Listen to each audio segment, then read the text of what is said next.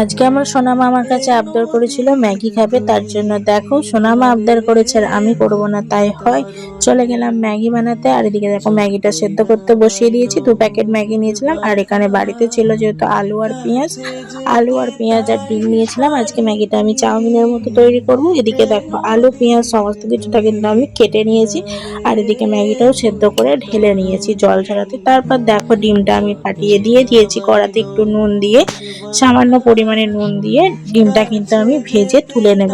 দেখো ডিম ভাজাও আমার হয়ে গেছে। তারপরে ওই তেলের মধ্যে একটু সামান্য তেল দিয়ে তারপরে দিয়ে দিয়েছি আলু, আর আলুটাকে আমি নুন হলুদ দিয়ে ভালো করে ভেজে নেব। তারপরে দেখো আমি কিন্তু এখানে কোনো লঙ্কা অ্যাড করব না, কেননা আমার সোনামা খাবে তো ঝাল হয়ে যাবে, তার জন্য লঙ্কা দিইনি। একটু সামান্য পরিমাণে পেঁয়াজ কুচি দিয়ে দিচ্ছি।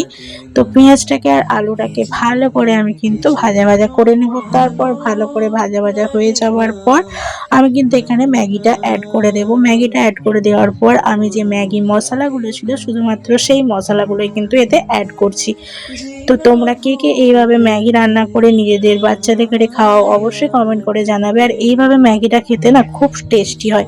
তো দেখো আমি কিন্তু ম্যাগি মশলাগুলো দিয়ে কিন্তু ভালো করে নাড়াচাড়া করে নেওয়ার পর আমি কিন্তু ভাজা ডিমগুলো এখানে অ্যাড করে দিলাম।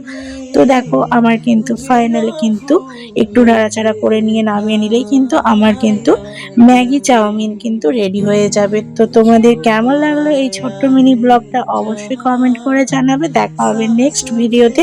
তো দেখো আমি আমার সোনামাকে চাউমিনটা মানে ম্যাগিটা দিয়ে দিচ্ছি। তারপর দেখো আমার সোনামা পেয়ে কত খুশি হয়ে গেছে, ওর রিয়াকশনটা খালি দেখে নাও।